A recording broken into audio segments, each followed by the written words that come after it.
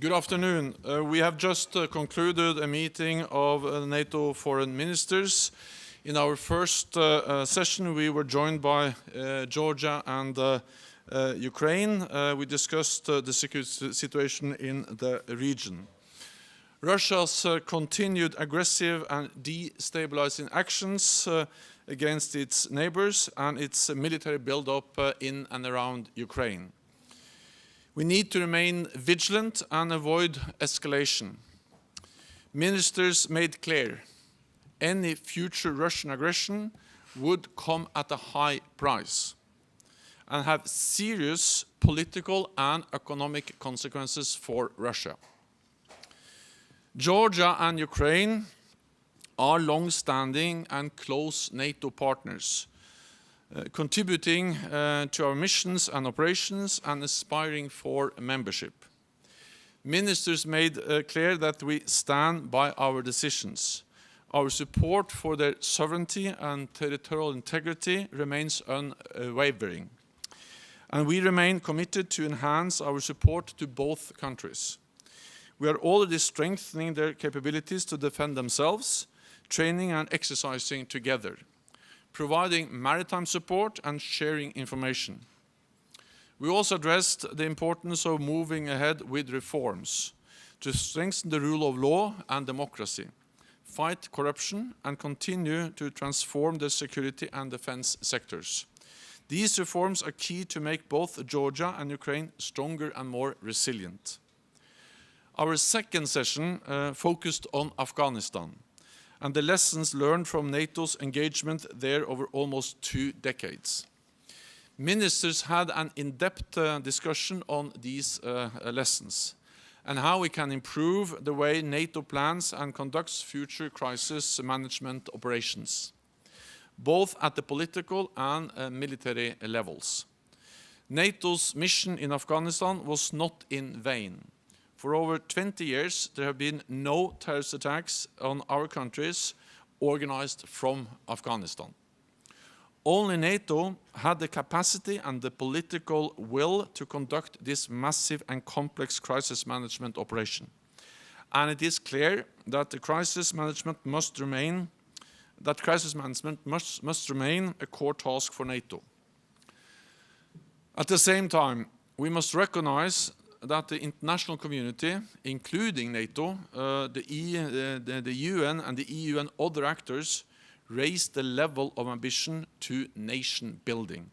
That broader task proved much more difficult. So we must ensure that our levels of ambition remain realistic. Despite the brave service of many Afghan soldiers and years of international support, they were hampered by corruption, poor leadership, and inability to sustain their own forces. For the future, we must ensure that NATO training efforts create more self-sustaining forces. Ministers also agreed that we would have benefited from more meaningful discussions on the negotiations of the US-Taliban agreement concluded in February last year. At the same time, the consultations this year on the future of our mission were open and sincere. And based on these consultations, we decided together to end NATO's mission in Afghanistan. The Kabul airlift in August demonstrated our capability to support a massive evacuation operation.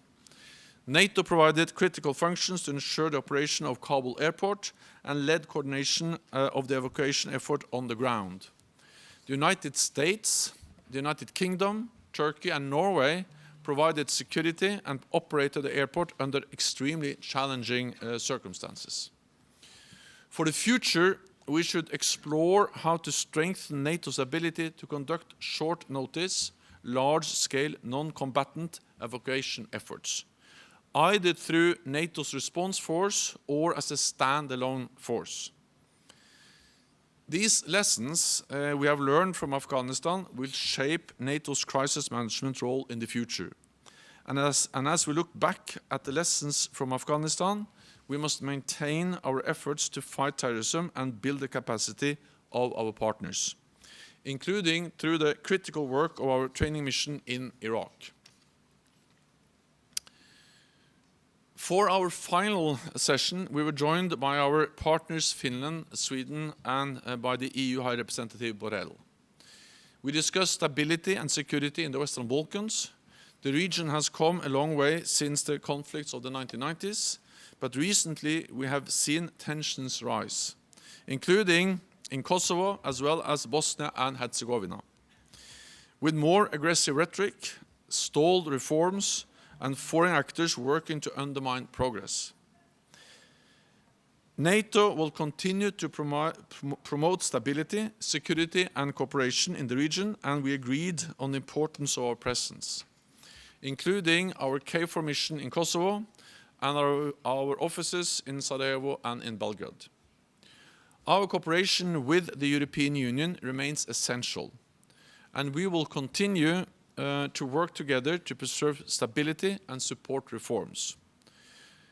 I want to end by thanking our Latvian colleagues for their excellent work in hosting this meeting of NATO Foreign Ministers. This shows once again Latvia's strong commitment to our alliance. And with that, I'm ready to take your questions. Okay, we'll start with NBC, second row. Second row here, thanks. Thank you so much, Mr. Secretary General. Andrea Mitchell, NBC News. I wanted to ask you about the serious consequences to Russia, given that Ukraine, if they are threatened with an invasion, is obviously not a NATO member. So what more could NATO do? What would be the economic and political consequences? And on Afghanistan, is it your view that given the humanitarian crisis in Afghanistan, that NATO members such as the US should consider other means of getting money without going through the Taliban? What more can be done given the $7 billion that's frozen, of assets frozen by the US and other assets to get to the crying need of the starving people of Afghanistan? Thank you, sir. The return of Taliban in Afghanistan is a tragedy for the Afghan people. And we also see that they now face a very, very severe humanitarian situation with the coming winter and risk for serious humanitarian consequences of the economic crisis in Afghanistan. NATO has ended its military presence in Afghanistan, but NATO allies continue to provide humanitarian support through different UN institutions to humanitarian organizations, and I welcome that because we need to continue to provide support to the people of Afghanistan. And that was also addressed during the meeting today, the need to provide humanitarian support through different international institutions and the UN. Then on Ukraine, so we have a wide range of options to make sure that Russia will be confronted with serious consequences if they once again use force against an independent sovereign nation, Ukraine. Everything from economic sanctions, financial sanctions, political restrictions, but also, as we saw after 2014 when they illegally annexed Crimea and continued to destabilize eastern Ukraine, support the separatists in Donbass. That actually triggered the biggest reinforcement of our collective defense since the end of the Cold War, with the deployment of battle groups in the Baltic region and Poland, combat-ready NATO troops for the first time in NATO's history, and also increased presence in the Black Sea, and also increased air policing and other military activities that demonstrates NATO's resolve to protect and defend all allies, especially in the eastern part of the alliance, in the Black Sea region and the Baltic region. We provide support to Ukraine with capacity building. Allies provide training, equipment, and advice, and we also share information with them, and we monitor very closely what is going on the borders of Ukraine. But of course, there is a difference between a close and highly valued partner, Ukraine, where we provide support, and NATO allies, where we actually have our collective defense clause, where we provide security guarantees enshrined in the Washington Treaty for all NATO allies. So we will continue to use NATO as a platform to consult, to coordinate, also on potential economic sanctions and other measures.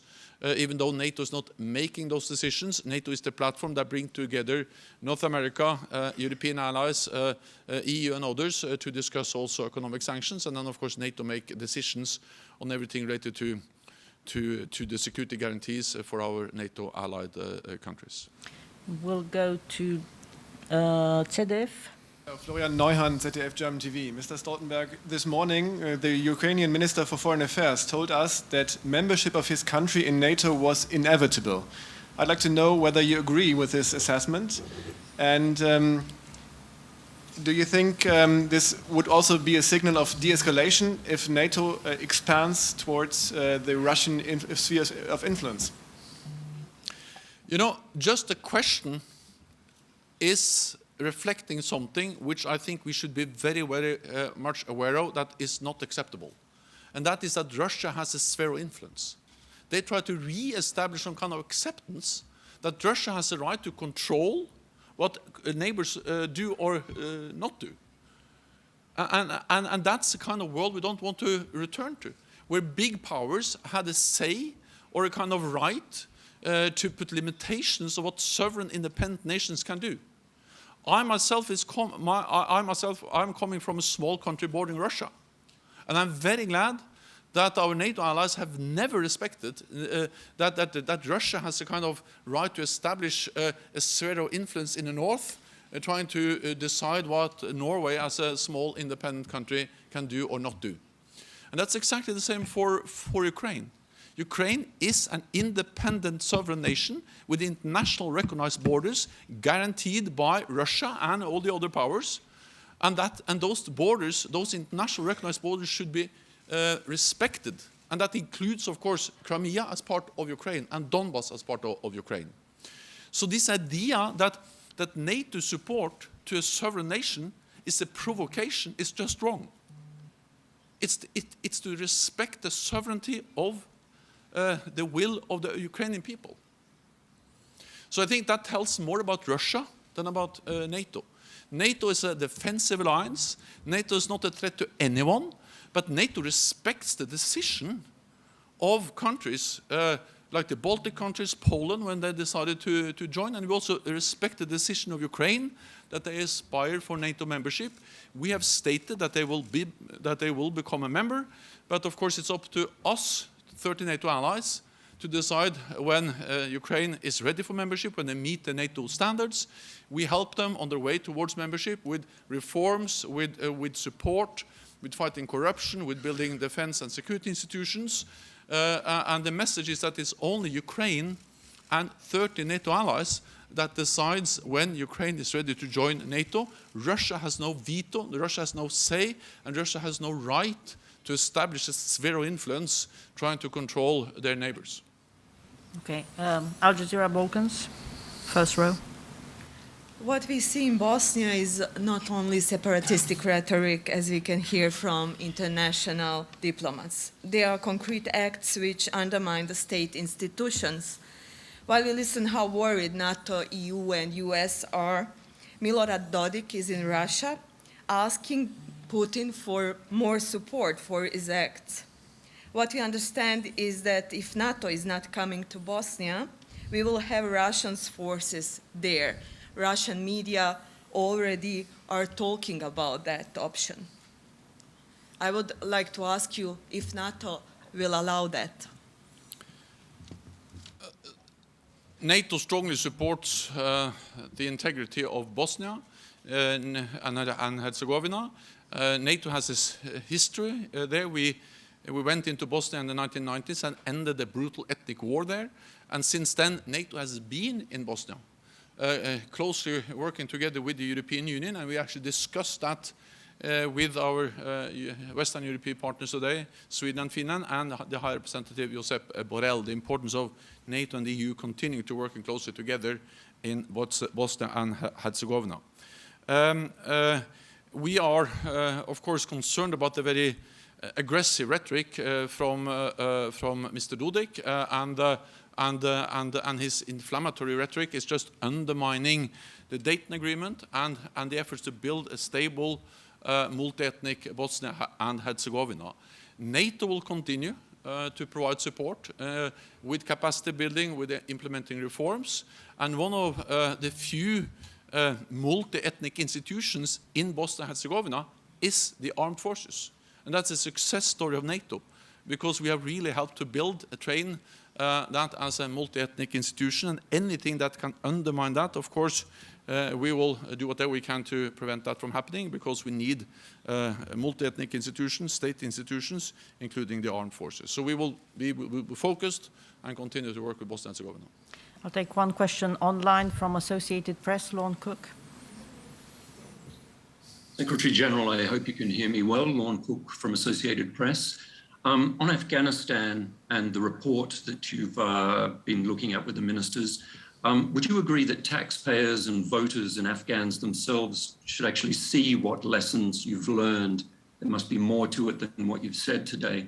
And can you guarantee that this report is not going to be watered down, or that it's going to disappear like some of the field commanders' reports did in Afghanistan? And just more broadly, doesn't NATO need profound reform? You seem to suggest that it's been a victim of mission creep, dragged by the international community. And how's it useful that one member country makes most of the decisions, and really big ones like the troop surge, when it's time to leave, who can take part in talks with the Taliban, and then others follow and then they complain about it later? Don't you think you need a more robust debate in the North Atlantic Council? First of all, we had a very good discussion today, and we had many open and sincere discussions over the last weeks and months in NATO about the lessons learned from Afghanistan. Because I think it's extremely important that after 20 years, ending in a mission like we did in Afghanistan, there is an absolute need for an honest and thorough lessons learned process, and that's exactly what we have conducted, including by inviting external experts, by inviting all allies to share their experiences, and there have been different experiences and different views, and that's part of a lessons learned process, to have this open and sincere discussion within the alliance. We will publish the main conclusions, the main findings, and then I think we also understand that just the process in itself has been important, because we actually use time also with external experts to try to understand both what went well, and what we achieved, and where we didn't achieve our goals. And as I said, we have to remember that the main task, the main reason we went into Afghanistan was to fight international terrorism. And on that we actually achieved a lot. We were able to degrade Al-Qaeda and other terrorist organizations. Since 9/11, we have prevented any terrorist attack organized from Afghanistan against our countries, which was the main purpose of going in. And we have prevented Afghanistan from being a safe haven for international terrorist organizations, and our aim is to preserve those gains. Then, gradually, and we all have a responsibility for that, NATO, individual allies, my own country, Norway, the UN, EU, and the whole international community, we have a responsibility that gradually we had mission creep. Because gradually the aim of the whole mission evolved from fighting terrorism, preventing Afghanistan being a safe haven for international terrorists, to nation building. And I understand that, because that's also a very important task, but much more difficult, and requires much more forces and resources over a long period of time. And there, of course, even though we have made some gains that are not easily reversed, like, for instance, educating millions of people, not least women, the return of Taliban was, of course, a collapse of the efforts of having a democratic, stable Afghanistan based on human rights. So yes, there are some lessons learned where we can actually say we achieved a lot, and then there are some lessons where we didn't achieve the goals, and one of them was connected to that there was a gradual mission creep. Another lesson is that we need to make sure that when we train and build local capacity, that we enable those forces to be self-sustained and not totally depend on us.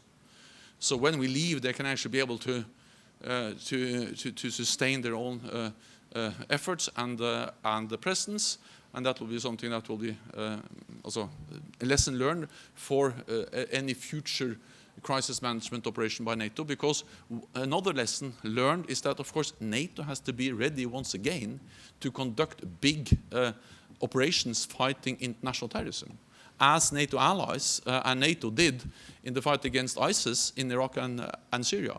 And we cannot rule out that that will also be a need for this kind of military presence also in the future. Okay, we'll take one very last and very quick question online from Lailuma Sadid from Brussels Morning. Thank you very much, Joanna. Lailuma Sadid from Brussels Morning. Secretary General, you said in 20 years there is no threat from Afghanistan. Who can make guarantee any attack will not organize for the future, because the Taliban couldn't cut their ties with Al-Qaeda and also with Haqqani network? And second, there are daily reports about the killings of the Afghan ANDS members at the hand of the Taliban. So you had provided enduring support for them. Hasn't it NATO failed on that? And thank you very much. So NATO will continue to hold the Taliban regime accountable for what they have promised, including on human rights, on safe passage, and we continue to get people out of Afghanistan. And of course, we continue also to communicate very clearly that we expect them to respect what they have promised, and I think we also need to understand that we also have NATO allies also imposed sanctions, and this is a way to make sure that they live up to their commitments, including on human rights. But there is no doubt that the return of Taliban was a serious setback, and it was heartbreaking for all of us who have supported Afghanistan for decades, and it's a tragedy for the Afghan people. But my message was that the core, the main reason for NATO going in was to fight international terrorism, and that gain, the aim is actually to preserve, partly by holding Taliban accountable, partly by also being ready to strike from distance over the horizon if needed, and NATO allies have those capabilities if needed. So we will continue to work hard to prevent Afghanistan once again being a safe haven, a platform where terrorist organizations can plan, organize, train, finance big terrorist attacks against our own countries.